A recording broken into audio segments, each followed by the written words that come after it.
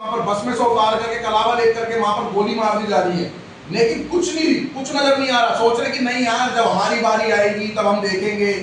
आएगी, आग आगे आपके नजदीक आ रही है। अभी आप कश्मीर फाइल सुन रहे थे, बांग्लादेश आपने लाइव देखा है, लाइव टेलीकास्ट। और जो यूं कह रहे थे ना कि बांग्लादेश का बॉर्डर खोल दो, बड़े बड़े कहां गए? पश्चिम बंगाल में कोई बॉर्डर ही नहीं है ना, चले जाओ ना वहां पर, आप घुस जाओ ना भाई वहां पर। भाई जो अपने बंगलों में, ऑफिसों में 10-10 एसीओ में पड़े हुए हो, मुझे पता है आप नहीं निकलोगे। अगर आप में इतना दम है तो भाई शेयर जरूर करना वीडियो को, कि आप कम से कम 10 बंदों को शेयर करोगे, क्या पता एक बंदा जाग जाए, एक बंदे की आंख खुल जाए। और जो वायरस की मैं बात कर रहा हूँ, गोल टोपी लंबी दाढ़ी ऊंचे पजामे वाले वायरस की, ये वायरस भारत में केवल कश्मीर में नहीं है, पाकिस्तान बांग्लादेश में नहीं, ये कर्नाटक, केरल और दिल्ली के अंदर भजनपुरा, करावल नगर, शास्त्री पार्क, मोहतपुर, जामिया, बटलाव, अब्दुल फजल, घंटा कॉलोनी तक हो चुका है। ये मैं इसलिए वो जगह के नाम बता रहा हूँ दिल्ली एनसीआर के, क्योंकि दिल्ली एनसीआर के अगल बगल में रहते हैं हम लोग। यहाँ पर हिंदुओं के घरों पे पर्चे क्यों लगे हुए हैं? अगर जब भारत के अंदर गंगा जमुना तहजीब है, हिंदू मुस्लिम का भाईचारा है, तो क्यों जब हिंदू के घरों पे पर्चा लग जाता है तो क्यों मुसलमान क्यों नहीं निकलते? भाई बहन जी आपने पर्चा क्यों लगाया? भाई आपने ये पर्चा क्यों लगाया? आप क्यों जा रहे हो हमारे बीच में से? भाई जिस देश के अंदर केवल धर्म के आधार पर पार्टीशन हो जाता है, ऐसा नहीं है कि जगह भर गई थी, टाइट हो रहे थे, जगह नहीं थी रहने की, केवल धर्म के आधार पर इस देश का विभाजन हो गया। और जो मुसलमान यहाँ पर रह गए, उन्होंने समझा कि ये हिंदू भाई हमारी रक्षा करेंगे। आज वही हमारे भक्षक हो रहे हैं, हमारी 3 साल से लेकर के हमारी 80 साल तक की माओ का बलात्कार कर रहे हैं। अभी इन्होंने रोहिणी के अंदर 80 साल की बच्ची का 80 साल की मां का बलात्कार कर दिया। परिवार शादी ब्याहों में गए हुए थे, कोई भोज का एक मुसलमान यहाँ पर कर रहा, भाई साहब एक 3.5 साल की बलात्कार, पांडव नगर में 4 साल की बच्ची का बलात्कार, 3.5 साल की बच्ची का पीलागढ़ी में। ईद के समय में दिल्ली के अंदर 7 मौतें हिंदुओं की हो गई, लेकिन आप लोगों को फर्क नहीं पड़ रहा है। भाई मैं आपसे हाथ जोड़ के निवेदन करना चाहता हूं, आपको कानून और संविधान नहीं बचा सकता। अगर बचाना होता तो कश्मीर के अंदर बच जाते, बचाना होता तो बंगाल के अंदर कई इलाके हिंदू निकल गए, हिंदू मर गए वहां पर, आप बच जाते वहां पर। नहीं बचा सकता, आपको खुद सक्षम होना पड़ेगा, खुद तैयारियां करनी पड़ेगी। क्योंकि लोकल थाने में एक एरिया के अंदर जहां पर 25,000, 30,000, 15,000 लोगों की आबादी है, वहां पर एक थाना है वहां पर। और एक थाने में कितने होते हैं? 30, 25, 50, 100 पुलिस वाले तो होते हैं। अगर एकदम से हालात खराब हो गए तो पुलिस आ जाएगी इतनी बचाने के लिए। आपके दरवाजे पे कोई हथियार धातर लेकर के खड़ा हो आपके बच्चों को, आपकी माओ को मारने के लिए, तो आप 112 पे कॉल करोगे? आपको कोर्ट नजर आएगा? हम आपको केवल बता रहे हैं और हम जगाने का प्रयास कर रहे हैं, बाद में मत बोलना कोई आया नहीं था जगाने के लिए। आप जाओ यूट्यूब पे सर्च मारो, पश्चिम बंगाल में चल क्या रहा है। एक इलाके से 40 लोगों को निकाला, टेम्पो में लोड करा, और बैठने के बाद भी टेम्पो में धारदार हथियार मार रहे हैं, कह रहे कि यहां से दोबारा पलट करके मत आना।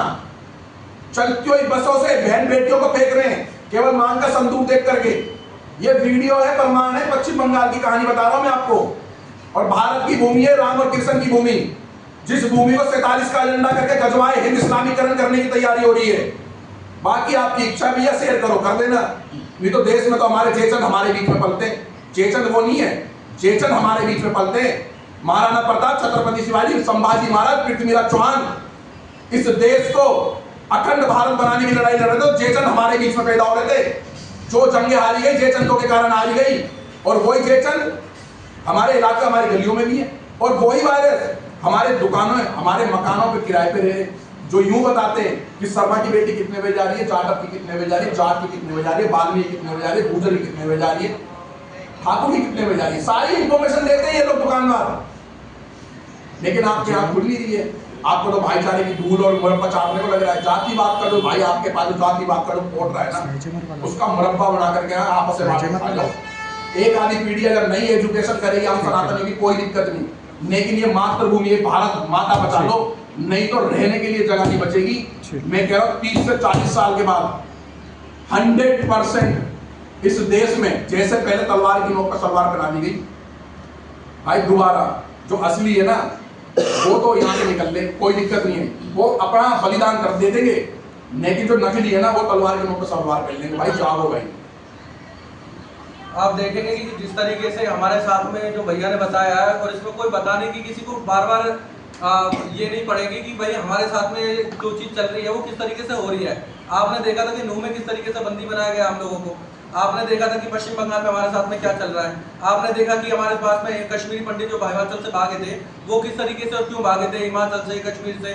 आपने देखा कि जहां भी अगर ये ऐसा कुछ हो रहा है, क्या फरीदाबाद, आप हम फरीदाबाद की बात कर लेंगे, हम फरीदाबाद में रह रहे हैं, तो हमारे साथ बहन किरण नेगी का मर्डर हुआ, तो उसके साथ में गलत हुआ, क्या उसकी किसी ने आर्थिक रूप से किसी नेता ने मदद करी? नहीं करी। आज वो परिवार रहना शर्म के मारे वहां से मकान बेच के जा चुका है। ठीक है, 2.5 साल की बच्ची का कुरैशीपुर का एक जिहादी एक 2.5 साल की बच्ची का रेप करता है और उसके बाद में प्रशासन जब उसको लेके सामने आता है और अपनी छाती छोड़ा के वो ऐसे आके खड़ा होता है। यूपी की भी वीडियो देखते हैं, लंगड़ाते हुए आते हैं। मतलब एक 2.5 साल की बच्ची के साथ आप गलत कर दो। आज वो लड़की जिंदगी मौत के बीच में फरीदाबाद में जूझ रही है, जिसमें फरीदाबाद में बीके अस्पताल में हम इस टाइम है और बीके अस्पताल में उनको आके ये बोल दिया जाता है कि भाई आप कहीं और दिखा दिए, किसी प्राइवेट हॉस्पिटल में दिखा दिए। ठीक है, उस टाइम मैं हमने डीसीपी साहब का बहुत धन्यवाद भी करा था कि उसके साथ में जो उन्होंने इलाज तुरंत करवाया, लेकिन वहां से कब तक करवाए कोई? बस उस टाइम फॉर्मेलिटी थी क्या?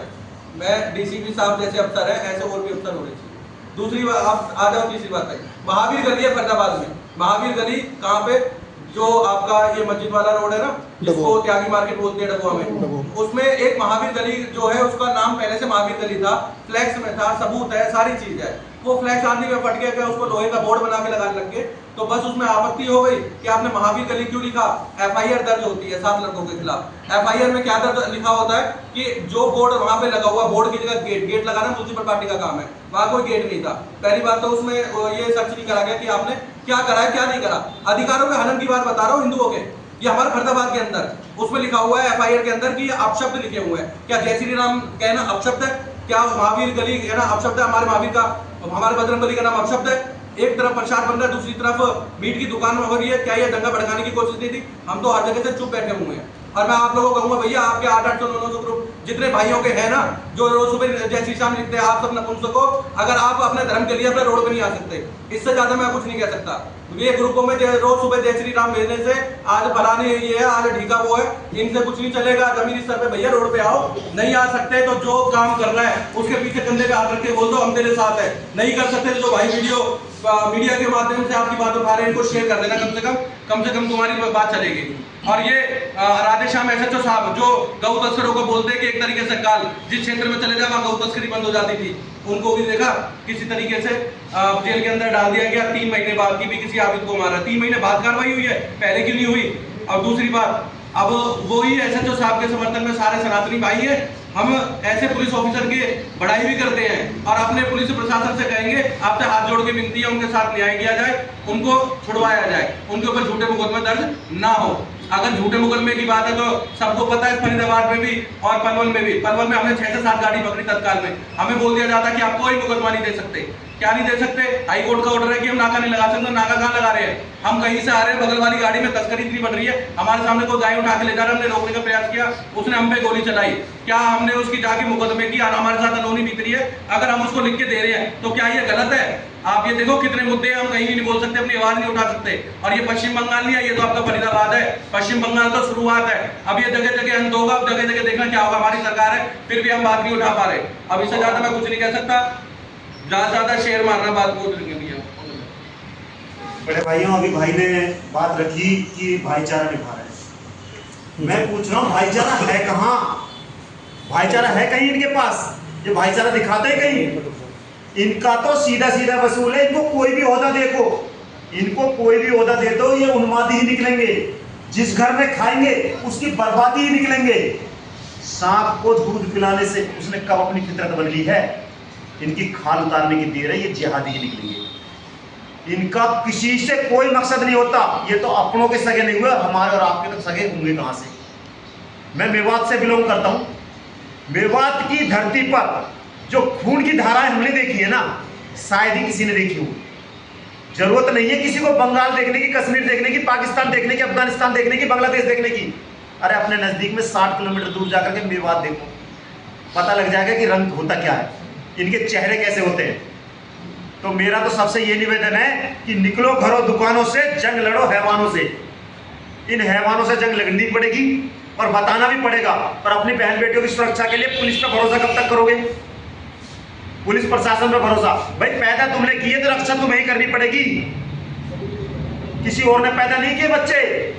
अगर आपके घर में अपने भाई बहनों की, माँ बाप की और बच्चों की रक्षा तुम स्वयं नहीं कर सकते तो पैदा करना ही बंद कर दो। और पैदा किए हैं तो रक्षा स्वयं करनी पड़ेगी, उनके लिए जंग भी तुम्हें लड़नी पड़ेगी। और ये दुकान जो महल आप बना रहे हो ना, इन्हें बचाने के लिए प्रशासन के पास इतनी फौज नहीं है खुद बचा सके, जितना इनके पास जिहादी इनका तंत्र मजबूत हो चुका है। अपना तंत्र मजबूत रखने के लिए आपको जरूरत है कि अपने आप को मजबूत रखने के लिए, अपना भाईचारा मजबूत रखने के लिए भाई बंद करो जातिवाद की लड़ाई कि पड़ोस में भाई मैं इसको नहीं बसने दूंगा, ये बनिया है तो बनिया के बराबर में बामन कैसे बैठ गया, गुजर कैसे बैठ गया, जाट कैसे बैठ गया। भाई बसाओ, लेकिन उनको बसाओ जो आपके हैं, उनको मत बसाओ जो आपकी गर्दन के भूखे हैं, आपके खून के भूखे हैं, आपके बहन बेटियों के भूखे हैं, आपके घरों के भूखे हैं, आपकी जितनी प्रॉपर्टी बन चुकी है उसके भूखे हैं। इनकी भूख सिर्फ और सिर्फ इस देश की, इस राष्ट्र की पूरी तरह से क्षमता अपने ऊपर खींचने की है। तो मेरा तो सबसे निवेदन इतना ही है, मैं अपनी बातों को इतनी छोटी कहूंगा कि अपनी रक्षा स्वयं करनी पड़ेगी, खुद जागना पड़ेगा, अपने आप को सक्षम बनाना पड़ेगा, अपने आस पड़ोस में उनको बसाना पड़ेगा जो आपके लिए खड़े हो सकते हैं। जय श्री राम। जय श्री राम सभी भाइयों को। जिस तरह की बातें आज सब घटनाक्रम सामने चल के आ रहा है, अब इससे ज्यादा सबूत की जरूरत शायद देशवासियों को और ढूंढने की जरूरत नहीं पड़ेगी। कश्मीर फाइल, ये फाइल, वो फाइल फिल्मों में देख देख करके अति हो चुकी है। अब तो सब कुछ परिदृश्य सामने हो रहा है। कब तक इस बात के इंतजार में बैठे रहोगे कि सरकार शासन कुछ करेगा हमारे लिए? सरकार शासन कुछ नहीं करती, सिर्फ मुद्दे चाहिए होते हैं। आज मैं भाजपा सरकार को भी कहना चाहूंगा कि इस मामले में अगर यहाँ मोदी और अमित शाह जी की फौज अगर नाकारा होती जा रही है ना, तो इसके लिए भी वो स्वयं जिम्मेवार है। हमारी देश की जनता है जो हम हिंदू आवाज नहीं उठा पा रहे। हम जब तक अपने घरों से बाहर नहीं निकल पाएंगे ना, जब तक कुछ नहीं हो पाएगा। आज एक एक छोटा छोटा मुद्दा अगर कोई भी आता है तो देखते हैं इन चार शहरों की तरफ कि भाई आप ही आओ। क्या इन्होंने ही सब कुछ ठेका ले रखा है समाज का, और ले भी रखा है तो इनके ऊपर उंगलियां उठाने के लिए खड़े हो जाओगे। अगर इन्होंने राजनीति या कोई और मंशा होगी, लेकिन अगर मंशाएं हैं तो सिर्फ एक चीज है, एक दर्द है जो बार बार उजल करके सामने तुम्हारे साथ मीडिया के सामने या किसी भी तरह से आ जाता है। कब इन लोगों का साथ दोगे, कब इनका मनोबल बढ़ाओगे? कभी तो निकल करके घर से बाहर आ जाओ। अब इससे ज्यादा परिदृश्य हिंदुस्तान की सरजमी पे अगर पहले घटनाक्रम घट गए जो हमारे सामने शायद उस वक्त नहीं आ पाए, लेकिन आज तो तुम लाइव देख रहे हो, लाइव टेलीकास्ट देख रहे हो भाई। इससे ज्यादा बड़ी बात क्या होगी कि देश में चुने हुए प्रतिनिधि जो है हमारे, वो मूक दर्शक बन करके अगर देख रहे हैं कि भाई अभी तो कुछ भी नहीं हुआ। और आज सोशल मीडिया का जमाना है, सब कुछ तुम्हारे सामने आ रहा है। कुछ भी ऐसी चीज नहीं है जिसको रोकने की क्षमता किसी के पास हो, लेकिन बावजूद इसके जो पीसफुल तरीके से अपने घरों में छुप के बैठे हैं, वो ये सोच रहे हैं कि हम तो अभी सेफ हैं। लेकिन जो सेफ समझ रहे हैं ना, वो सबसे ज्यादा खतरे में। बंगाल की आग जो है, बांग्लादेश की लगी हुई आग बंगाल तक पहुंची, और बंगाल के बाद में तुम्हारा भी नंबर है। आज फरीदाबाद, मेवात इलाके जो भी भाइयों ने गिनाए, दिल्ली एनसीआर के आसपास के क्षेत्रों में अगर कोई जिहादी मानसिकता अगर कोई पड़ रही है तो उसके जिम्मेवार भी हम सब लोग हैं। हमारे साथी लोग भी 2-4 हजार 5 हजार का किराया और थोड़ी सी लोभ लालच की स्थिति देख करके उनको बसाने का काम कर रहे हैं। आए दिन हमारे बड़े बड़े समाज के जो धुरंधर अपने मन में बनते हैं ना, जो सरकार शासन सत्ता में सब कुछ वर्चस्वधारी जो लोग हैं, जमीन जायदाद जिनके पास अच्छा है, पैसे में मजबूत है, सब कुछ अच्छा है उनके पास, वो भी आकर के इन जिहादी मानसिकता वालों को शरण देते हैं, बैठा लेते हैं अपने घरों में। और फिर हम जैसे कोई कहने के लिए चले जाएं तो वो कहते हैं कि साले तुम तो पागल आदमी। अरे हम जरूर पागल हैं भाई, लेकिन हमें फिक्र तुम्हारी भी है, क्योंकि तुम्हारे घरों में ना जो बड़े सत्ताधारी हैं उनके 2-2, 3-3 बालक बच्चे हैं। जिस घर में तुमने ये जमा लिए ना जिहादी मानसिकता वाले, वो उस घर के अधिकारी नहीं है, वो किराया नहीं दे रहे, वो उसके मालिक हैं। आने वाले दिनों में तुम्हें साले टिकने की जगह नहीं मिलेगी। ज्यादा बड़ी बातें कहने की नहीं है। आज की तारीख में सब कुछ तुम्हारे सामने है। बार बार आंखें खुलवाने के लिए हमें क्यों आना पड़ता है यार? कभी तो हमारा साथ दे दो, कभी तो हमारे साथ आ जाओ खड़े होकर के। आज दिल्ली में जिस तरह की 15-16 साल के बच्चों का कत्ल हो रहा है, 3-3, 4-4 साल की बच्चियों का बलात्कार हो रहा है, 80 साल की बुजुर्ग माँ भी अगर सुरक्षित नहीं है, इस देश की जमीन सुरक्षित नहीं है, मंदिर देवालय सुरक्षित नहीं है, किस बात का इंतजार कर रहे हो मेरे भाइयों? शासन प्रशासन कुछ नहीं कर पाएगा, सिर्फ हाथ बांध करके बैठा बैठा तमाशा देखता रहेगा। जब तक प्रशासन की सहायता मदद आएगी, जब तक तुम्हारे घर उजड़ चुके होंगे, तुम्हारे बच्चे सड़कों पे लाश के रूप में तब्दील हो चुके होंगे। इससे ज्यादा कुछ नहीं कह सकते। ये 4 भाइयों का अगर चेहरा तुम्हें याद रहता हो तो इनकी किसी भी तरह से मदद कर सकते हो, हर चीज में तैयार खड़े हैं तुम्हारे लिए। किसी भी भाई के साथ अगर कोई घटना होती है तो सबसे पहले आकर के खड़े हो जाते हैं। क्यों खड़े हो जाते हैं? इलेक्शन जिता दोगे भाई तुम इन्हें, या इनके घर का खर्च चला दोगे? इनके साथ भी दिन रात आए दिन हमले होते रहते हैं, आए दिन धमकियां मिलती रहती हैं। कोई भाई है जो कहता हो कि हाँ हम आपकी मदद करेंगे, हम आपकी सहायता करेंगे, सुरक्षा की गारंटी हम लेते? प्रशासन ने तो हमारे हाथ पहले ही बांध रखे, 10-10, 20-20, 50-50, 100-100 मुकदमे दर्ज कर रखे, लूट लगा रखी है यार। शर्म करो देशवासियों। आतंकवादी नजर आते हैं क्या हम? हमने किसकी बहन बेटियों को छेड़ने की कोशिश कर ली? किसकी जायदाद पे कब्जा कर लिया हमने? या किसी के घर में लूट खसोट कर ली हमने? लेकिन अगर अपने हक की लड़ाई लड़ना भी अगर आतंकवाद है तो सबसे पहले आतंकवादी हम हैं। इस बात में भी दो राय ना करें। अगर देश की सरकार, अमित शाह जी, नरेंद्र मोदी जी अगर कुछ करना चाहते हैं तो हमें सबसे पहले फांसी में चढ़ा दे। हम आजाद भगत सिंह, चंद्रशेखर राजगुरु बनने को तैयार। अगर तुम्हें लगता हो कि हम तुम्हारी राह में रोड़े हैं, आने वाले प्रशासन के यहाँ पे जो बैठे हुए अधिकारीगण हैं, MP MLA जो हैं, वो हमें कांटा समझने लगे कि ये अपने अधिकार की लड़ाई क्यों मांगने लगे, हक क्यों मांगने लगे। अगर हमें हक मांगने की जरूरत पड़ रही है तो कहीं ना कहीं तुम्हारा सिस्टम फेल है, कहीं ना कहीं तुम नाकामयाब हो। इस बात पे भी ध्यान रखें। देश में चुने हुए प्रतिनिधियों से मैं आह्वान करना चाहता हूं, देश की जनता ने तुम्हें इसलिए नहीं चुना है कि तुम आकर के जाकर के अपने एयर कंडीशन कमरों में और लग्जरियस जिंदगी जीने के लिए खड़े हो जाओ। जनाब, आज सवाल ये भी उठता है हिंदू संगठनों पर कि सरकार की तरफ से वह विपक्ष का निशाना साधते हैं। जैसे एक पोस्टर आपने लिया हुआ है, बाकायदा इसमें लिखा हुआ है, इस व्यक्ति के हाथ में पोस्टर है, भारत के गली गली में हिंदुओं की रक्षा, हत्या करने वाले जिहादियों का संरक्षण कौन? बाकायदा एक पार्टी के चीफ हैं, तो कहीं ना कहीं ये सवाल आपके ऊपर भी उठता है। बेशक आप हिंदुओं की आवाज़ उठा रहे हैं, इस बारे में क्या कहना है? मतलब हमारे ऊपर सवाल किस बात का उठता है कि आप विपक्ष को ही टारगेट करते हैं। नहीं, हमने अब सवाल है विपक्ष से। हमने विपक्ष के लिए कहा ही नहीं, आपने भाई हम साहब सरकार के पक्षों के लिए कह रहे हैं। भाई साहब मैं आपकी बात एक सेकंड। एक सेकंड चाहूंगा। आपने भी कहा विपक्ष को टारगेट करते हैं। वो दिन भी याद है जब आडवाणी जी का विरोध करने वाले भी ये हिंदू संगठन थे, जब उन्होंने जिन्ना की कबर पे अलग चादर उड़ाई थी, तब हमने भी उसका भी विरोध करा था। हम विरोध उसका करेंगे चाहे वो भाजपा का चाहे अन्य किसी दल का हो। नहीं, प्रेस कॉन्फ्रेंस बंगाल के मुद्दों को लेके है। अखिलेश यादव की आपने फोटो आज जो विरोध कर रहे हैं, जो उसके साथ में खड़े हैं, जो उन बंगाल के टेररिज्मों के लिए आवाज नहीं बोल पा रहे, जो आवाज नहीं उठा पा रहे, उनके विरोध बोल रहे हैं। आज अगर चुप्पी ममता बनर्जी की है क्योंकि वो बिल्कुल उस स्टेट की चीफ मिनिस्टर है, और उसकी चुप्पी ये साफ दर्शा रही है कि वहां के हिंदुओं पर हो रहे अत्याचार में उसका अभी तक कोई जवाब नहीं आया, उसने कोई एक्शन नहीं लिया। तो सबसे से सवाल उसी पर उठेंगे। सबसे बड़ी बात हमने कहा है कि देश में सत्ताधारी जितने भी प्रशासन में जुड़े हुए अधिकारीगण या कोई भी व्यक्ति है जिनको देश के प्रतिनिधि रूप में हमने चुना है, जो MP MLAs हैं, वो क्यों नहीं आज सड़कों पर आकर के उसका विरोध करते हैं? क्यों संसद में जाकर के इस बात का विरोध क्यों नहीं करते? राष्ट्रपति शासन आज से 10 दिन पहले लग जाना चाहिए था भैया। इस तरह के अगर हालात हैं तो देश की सत्ता, राष्ट्रपति जी को भी ध्यान देना चाहिए कि वहां पर राष्ट्रपति शासन का उपयोग किया जाए, क्योंकि वहां के प्रशासन जो है वो लोकल विंग जो पूरी तरह से खत्म हो चुकी है। वहां प्रशासन नाम का कोई नाम नहीं बचा है। वहां पे शासन नाम की कोई चीज नहीं बची है। वहां सिर्फ व्यभिचारी बचे हैं, आतंकवादी बचे हैं। पत्रकार महोदय, आपने जिस तरीके के बोला तो हम तो DNA के लिए पूछेंगे ना। जिनका बाप बोलता था भाई मेरे को मुल्ला मुलायम बोलो, मुझे अच्छा लगता है कार सेवकों पे गोली चलवाना, कार सेवकों को सरयू मैया के तट पे से बोरे में बंधवा करके फिकवाने वाले यही तो हैं। राम यात्रा को, राम रथ को रोकने वाले यही तो हैं। जो आज तक राम मंदिर पे बोलने से चुप होते थे, भाई साहब उनके सपोर्टर नहीं है ये यूपी को गजवाए हिंद इस्लामीकरण करने वाले सपोर्टर हैं। ऐसा ये क्या आज तक सनातन को, एक सनातन की सरकार है, सनातन को बढ़ावा देने वाली सरकार है, भाजपा सरकार है, फिर भी सनातनी को अत्याचार होते जा रहे हैं। चाहे कहीं पे भी ले लो, जैसे आपके अनुसार चाहे दिल्ली NCR ले लो, चाहे बंगाल ले लो, ऐसे अत्याचार क्यों बढ़ रहे हैं?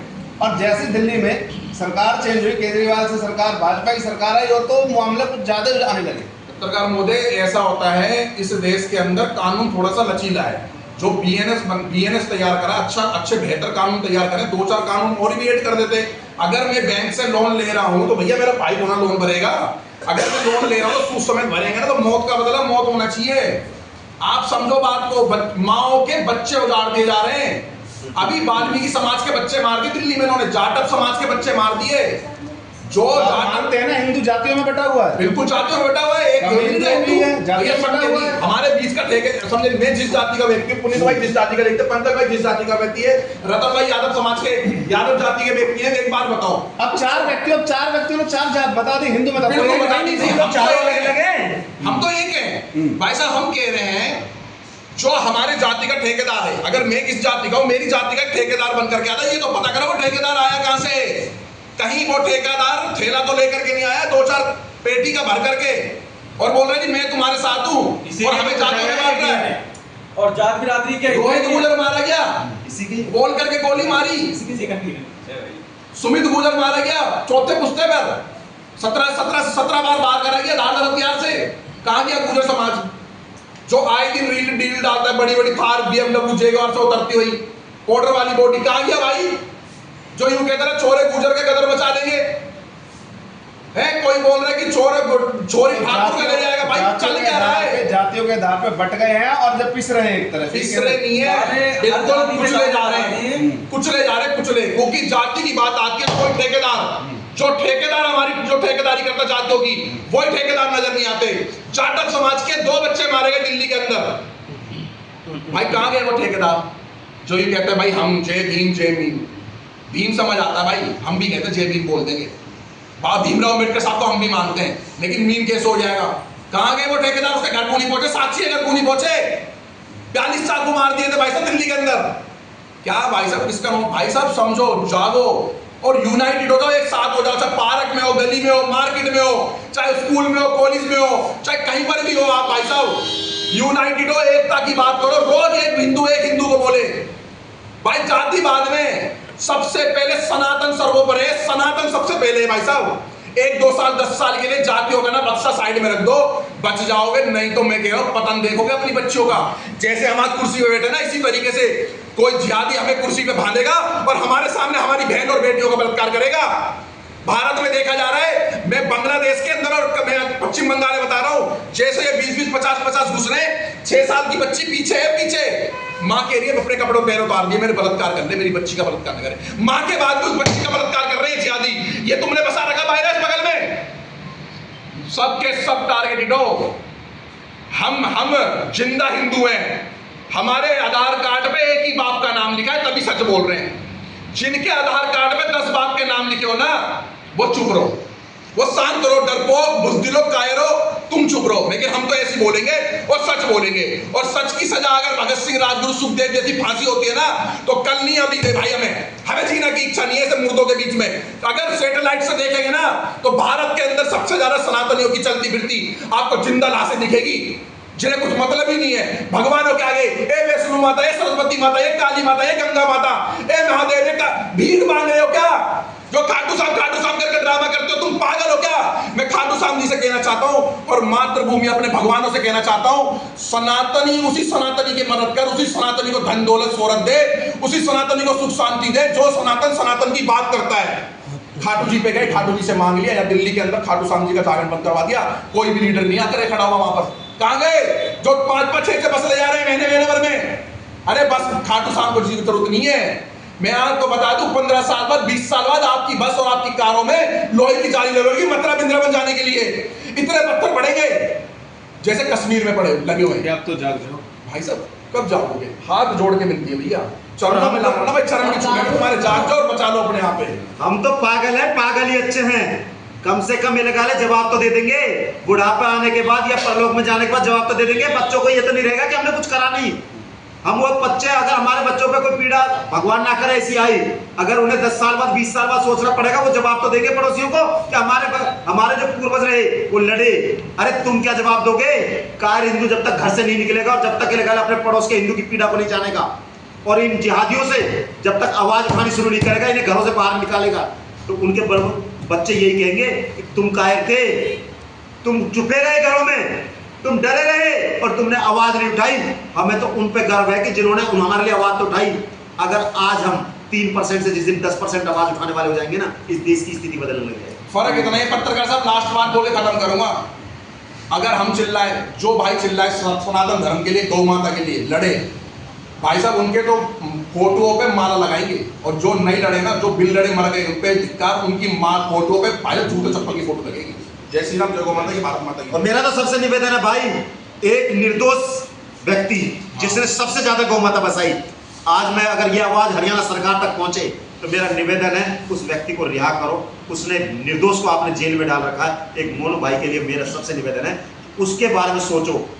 1.5 साल हो गए, आप बड़े बड़े अपराधियों को छोड़ देते हो 1.5 साल में, उस 1.5 साल में एक निर्दोष प्राणी को आपने अंदर डाल रखा है। सभी गौ सेवकों को इसी तरीके से जेल में डाला जा रहा है। अभी राधेश्याम SHO साहब, अब तो पुलिस अफसरों को भी छोड़ा जा रहा है।